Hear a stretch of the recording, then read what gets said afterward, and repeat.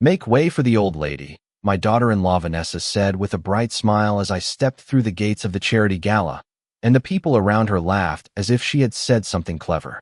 I smiled too. That was the moment everyone thought they understood who I was. They were wrong. I'm Margaret Whitmore, 71 years old, a widow, a mother, and a woman who has lived in San Diego long enough to watch entire neighborhoods rise from empty lots to multi-million-dollar communities. I had been invited to the gala only 3 days earlier, despite the fact that preparations had been underway for months. The event was being held at an elegant waterfront venue overlooking the bay, a place where wealthy donors gathered every year to celebrate local charities and congratulate themselves for their generosity. The evening air carried the scent of the ocean, and strings of lights hung above the courtyard like tiny stars. Guests arrived in luxury cars. Men in tailored suits shook hands beside polished marble fountains.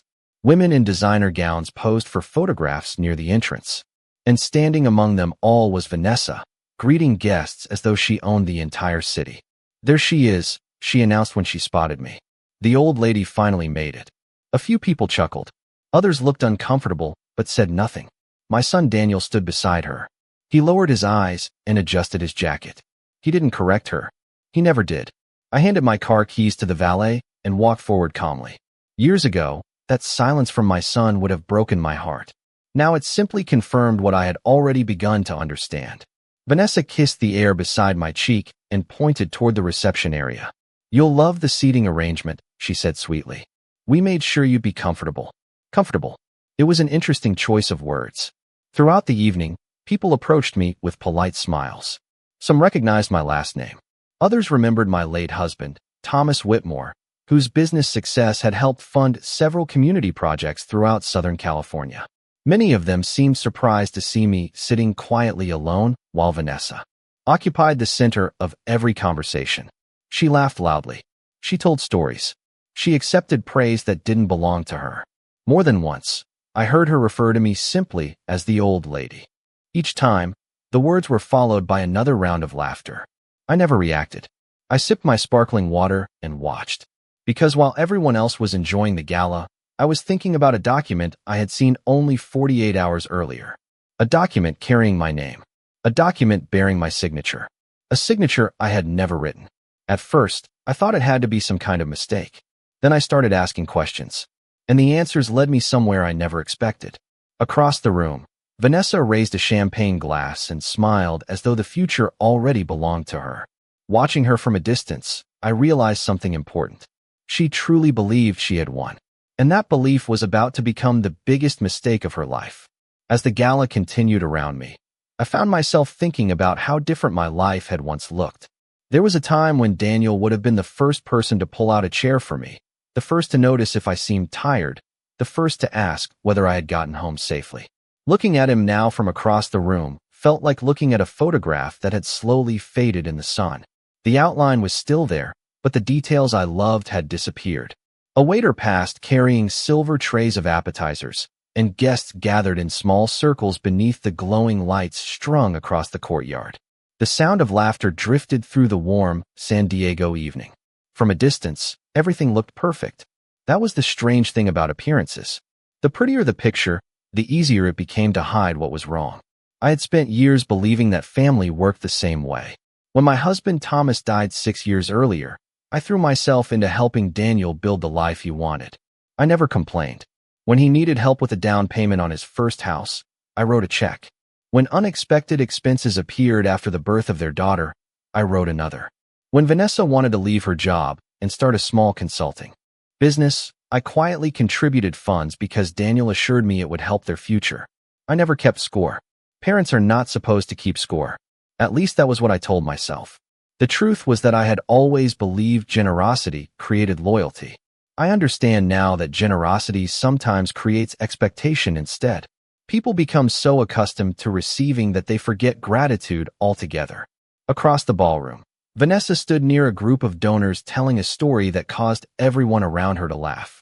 She touched a man lightly on the arm while speaking and accepted compliments as naturally as breathing. She had always been talented that way. She knew how to become the center of attention without appearing to ask for it. Most people saw confidence. I saw calculation. Years of observing her had taught me the difference. My gaze drifted toward the large windows overlooking the harbor. Sailboats rocked gently in the distance. Their navigation lights reflected across the dark water like scattered jewels. 48 hours earlier, I had been sitting alone in my kitchen staring at a document spread across the same oak table where Thomas and I had shared thousands of meals. The paper had arrived inside an envelope delivered by a retired attorney I had known for years. At first glance, nothing seemed unusual. My name appeared throughout the pages. My signature appeared at the bottom. The problem was simple. I had never signed it. I remember tracing the ink with my finger and feeling an uncomfortable chill despite the warm California afternoon. The signature looked convincing enough to fool a stranger. It almost fooled me. Almost. But one detail immediately stood out. Thomas always joked that my capital M looked like a mountain range. The signature on that document lacked the distinctive stroke I had used for decades. Whoever prepared it had copied my name. They had not copied me. That realization changed everything. I folded the document carefully and began making calls. The answers came slowly, piece by piece. Each conversation revealed another question. Each question revealed another inconsistency. And every path seemed to lead back toward the same people. I looked up from my table as Vanessa raised her glass for another toast. Daniel stood beside her smiling for photographs. Neither of them noticed me watching. Neither of them realized that while they were busy celebrating, I was finally beginning to see the full picture. The longer I examined the situation, the harder it became to dismiss what I was seeing. Coincidences have a certain shape. They appear once, maybe twice, and then disappear. This was different. Every answer I uncovered seemed connected to another question waiting beneath it. Earlier that week, I had scheduled a meeting with the retired attorney who had first brought the document to my attention. We met at a quiet coffee shop a few miles from downtown San Diego, a place where nobody paid attention to anyone else. He arrived carrying a thin leather folder and an expression that told me he was uncomfortable. After a few minutes of polite conversation, he slid the folder across the table. Inside were copies of financial records connected to a family trust established years earlier by Thomas. I had reviewed those documents many times in the past. At least, I thought I had. What I saw that morning was different. Certain provisions had changed. Names had been added. Percentages had shifted. Authorization dates appeared in places where I knew no legitimate authorization had ever occurred. I read every page twice before speaking. Then I looked up and asked the same question 3 different ways. The answer never changed. Someone had submitted paperwork that altered important details connected to family assets. More troubling was the fact that several documents carried signatures attributed to me. The attorney never accused anyone directly. He did not need to. The records spoke for themselves. As I drove home that afternoon, memories began resurfacing one after another. Small moments that had seemed insignificant at the time.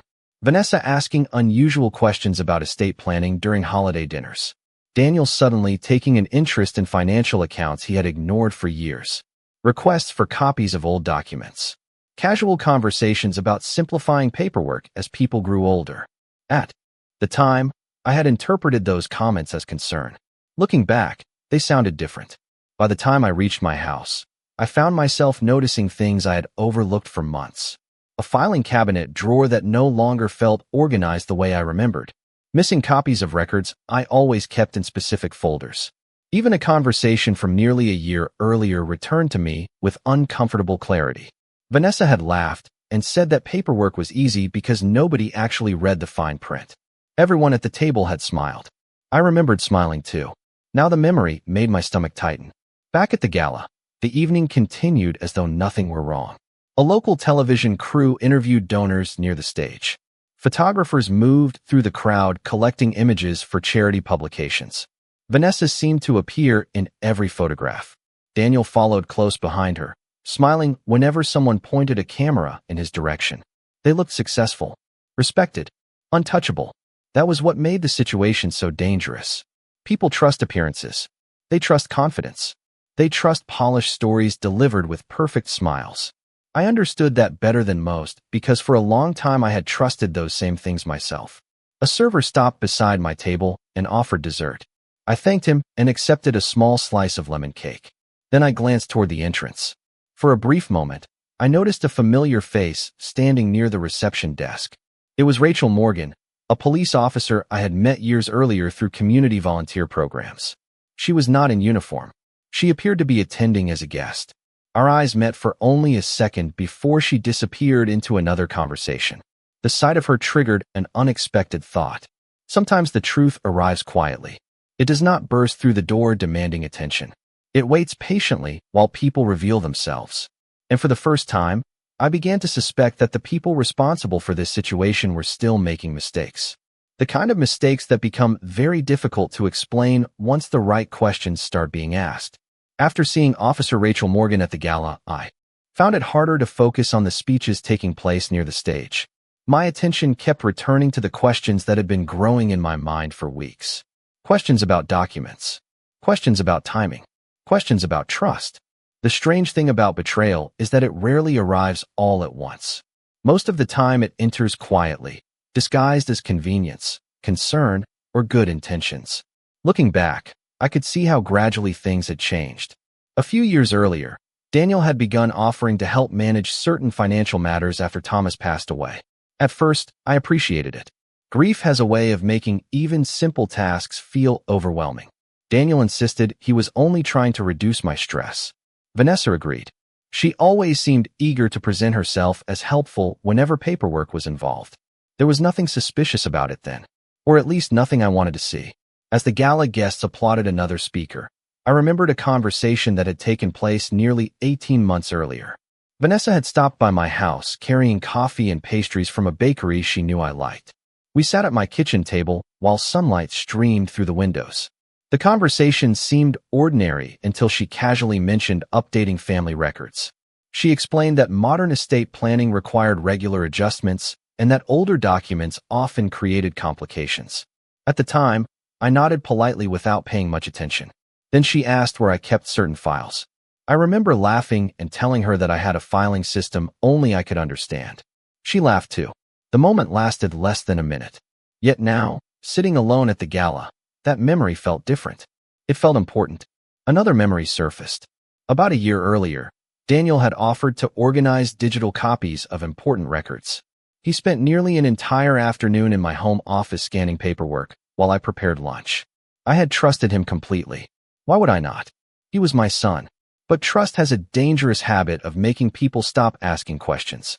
During the following weeks, I began reviewing records more carefully.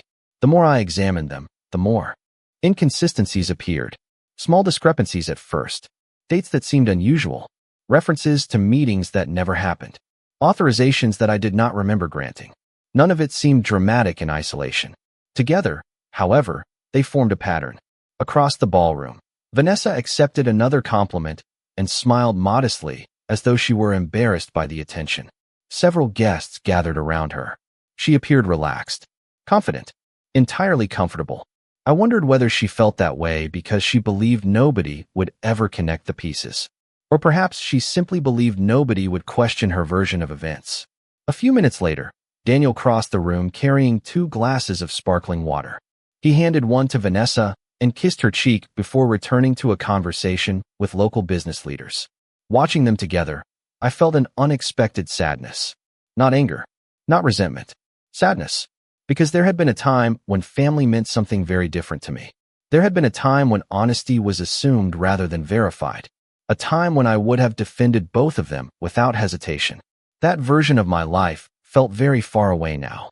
My phone vibrated softly inside my purse.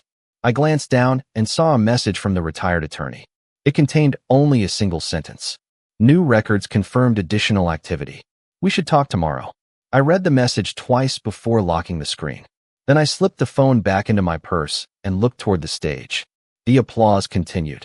Glasses clinked. Conversations flowed. Nobody around me seemed aware that the foundation beneath this beautiful evening was beginning to crack. And somewhere deep inside, I realized I was no longer searching for answers. I was beginning to confirm them. The following morning, I met with the attorney in his office overlooking a quiet stretch of downtown San Diego. The marine layer still hung over the city, softening the outlines of the buildings beyond the window. He greeted me warmly, but I could see concern in his eyes. Without wasting time, he opened a folder thicker than the one I had seen before. Inside were records collected from multiple sources, account activity, authorization logs, filing dates, correspondence. None of it looked dramatic at first glance. In fact, that was what made it so unsettling. The most significant decisions are often hidden inside ordinary paperwork. He carefully explained what his review had uncovered. Several amendments connected to family assets had been submitted over the previous 18 months. Certain approvals appeared to originate from me. Others relied upon documentation that referenced conversations and meetings that never occurred. One detail in particular stood out. A series of filings seemed designed to gradually shift control rather than attract attention all at once. It was subtle, methodical, the kind of process most people would never notice unless they knew exactly where to look. I listened quietly as he turned pages. With each document, another memory returned. A request to sign something during a holiday gathering. A conversation interrupted before I could finish reading. Vanessa assuring me that everything was routine. Daniel encouraging me not to worry about technical details. Looking back, I realized how often I had chosen trust over verification. The attorney finally closed the folder and folded his hands. Then he asked a question that stayed with me long after I left his office. Who benefits most if these changes remain unchallenged? The answer appeared almost immediately. By the time I returned home, I could no longer avoid what the evidence suggested. Vanessa stood at the center of nearly every major change.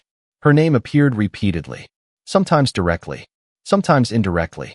Daniel appeared less frequently, yet often enough to raise difficult questions. I spent the rest of the afternoon reviewing old records stored in my home office. For hours, I compared dates, signatures, and notes. Outside, sunlight slowly moved across the backyard. Inside, my understanding of the last few years continued to shift. What hurt most was not the paperwork. It was the realization that every discovery carried an emotional cost. Each document forced me to reconsider conversations I once viewed as harmless. Each inconsistency transformed another family memory into something uncertain. Late that evening, my phone rang. Daniel's name appeared on the screen. For a moment, I simply stared at it. Then I answered. He sounded cheerful, relaxed. He asked whether I had enjoyed the gala. He mentioned upcoming family plans. He never once asked how I was feeling. He never mentioned the concerns I had quietly begun investigating. Most importantly, he sounded completely unaware that anything had changed. I spoke politely. I listened. I gave nothing away. When the call ended, I sat alone in the silence of my living room and looked toward the framed photograph of Thomas on the mantel. His smile had always carried a certain steadiness, a quiet confidence. For the first time since this began, I felt something similar returning to me. Not because the situation was improving, but because the uncertainty was fading. The pieces were no longer scattered. They were beginning to form a complete picture, and that picture pointed in one direction. The question was no longer whether something improper had happened. The question was how much further it had gone than anyone realized. Over the next several days, I made a decision that surprised even me. I stopped looking for reasons to excuse what I was finding. For too long, I had approached every discovery hoping there would be an innocent explanation waiting at the end. A misunderstanding, a clerical mistake, an oversight. But every new record pushed me further from those possibilities. The attorney arranged additional reviews through independent professionals who specialized in financial documentation. I followed his advice carefully. I answered questions. I provided records. Most importantly, I remained silent. That silence became my greatest advantage. Daniel continued calling every few days.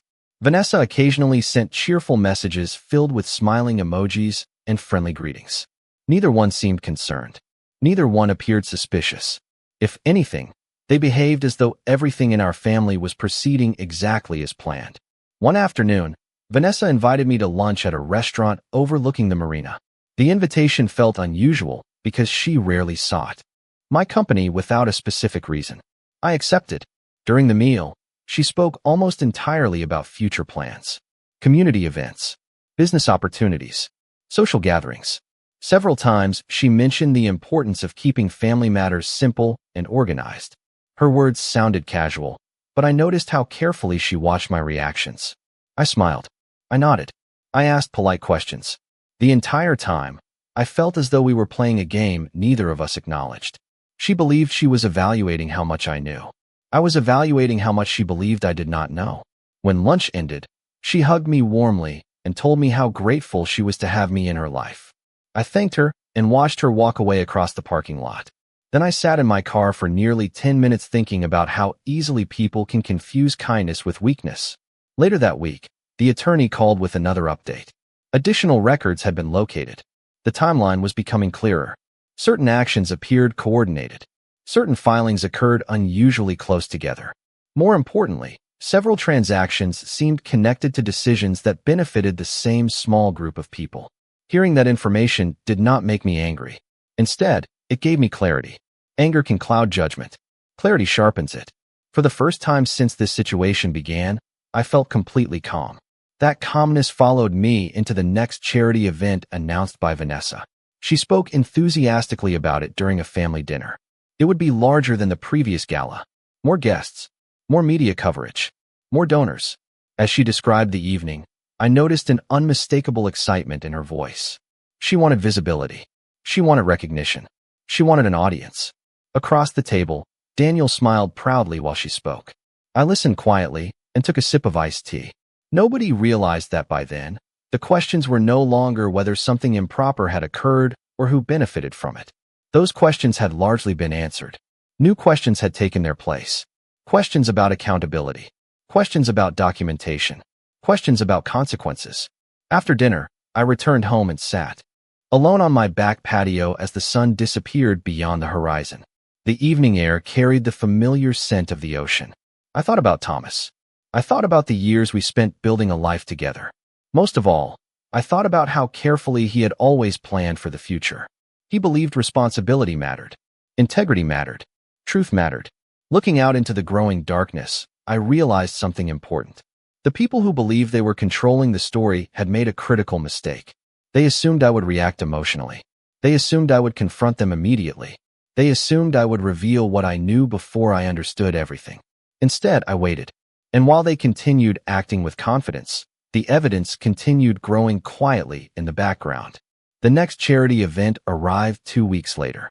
It was being held at an exclusive waterfront venue overlooking San Diego Bay, a place known for hosting influential donors, business leaders, and local officials. Vanessa had spent months preparing for it. Everywhere I looked, I saw evidence of her effort. Banners displayed the organization's logo. Tables were covered in crisp, white linens. Fresh flowers filled the room with a subtle fragrance. Guests moved through the venue carrying drinks and exchanging greetings. The atmosphere felt polished and carefully controlled.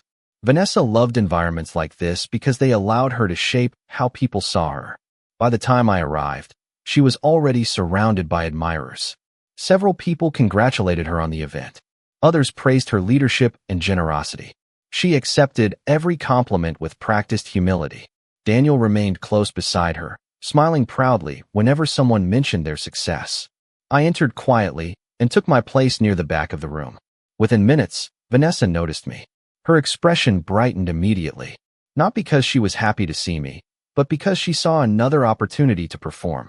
She crossed the room and greeted me loudly enough for nearby guests to hear.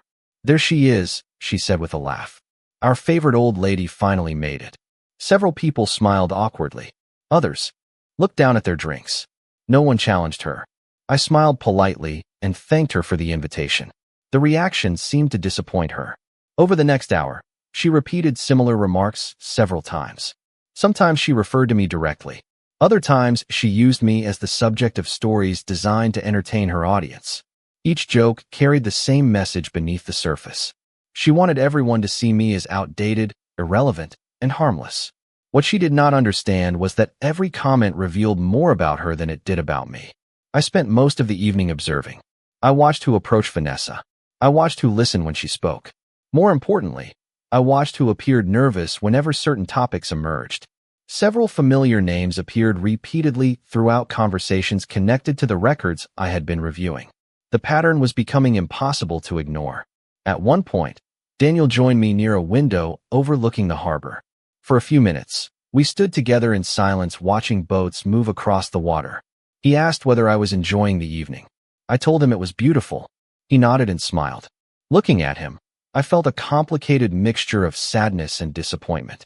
I kept wondering how much he truly understood. Had he convinced himself that everything was legitimate? Had he stopped asking questions because the answers were inconvenient? Or had he simply chosen loyalty to Vanessa over honesty with me?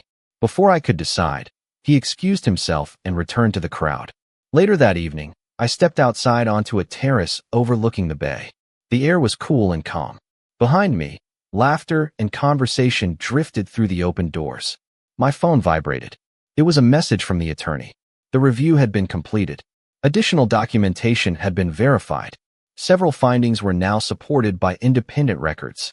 I read the message twice before locking the screen. Then I slipped the phone back into my purse and looked across the dark water. Inside the venue, Vanessa continued entertaining her guests, completely unaware that the ground beneath her carefully constructed image was beginning to shift.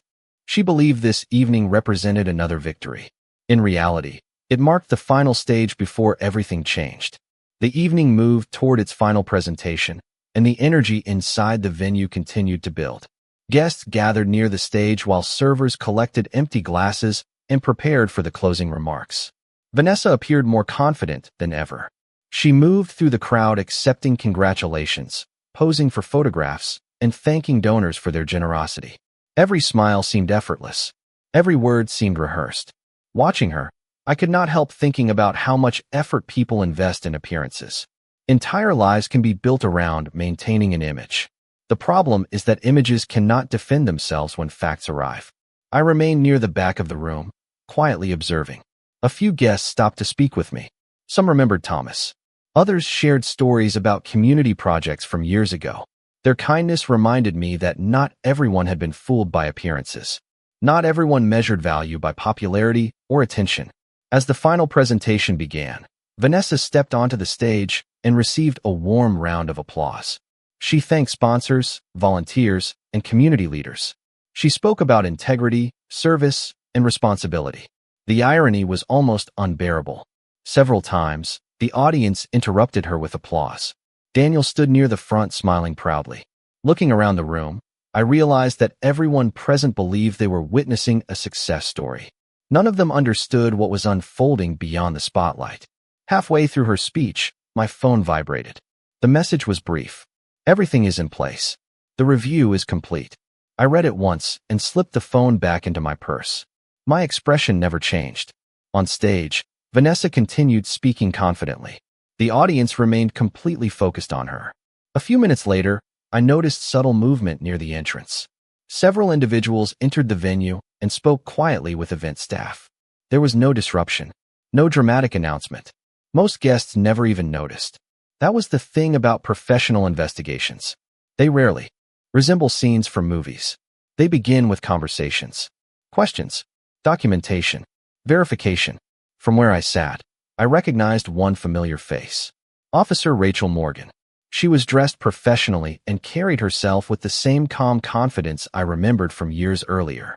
She spoke briefly with venue management before moving toward a private area near the entrance.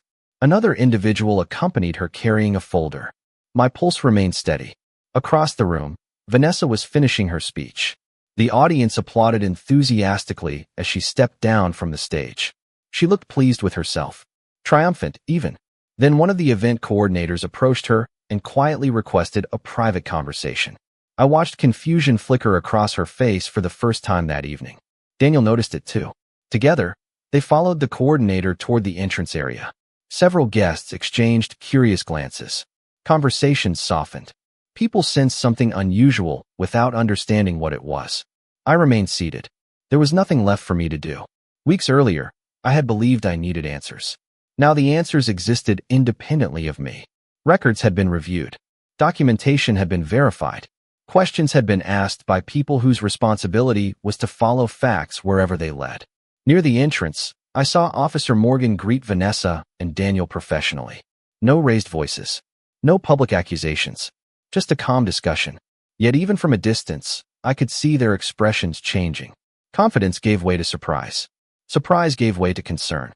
Around them, guests began noticing that something important was happening. Conversations stopped.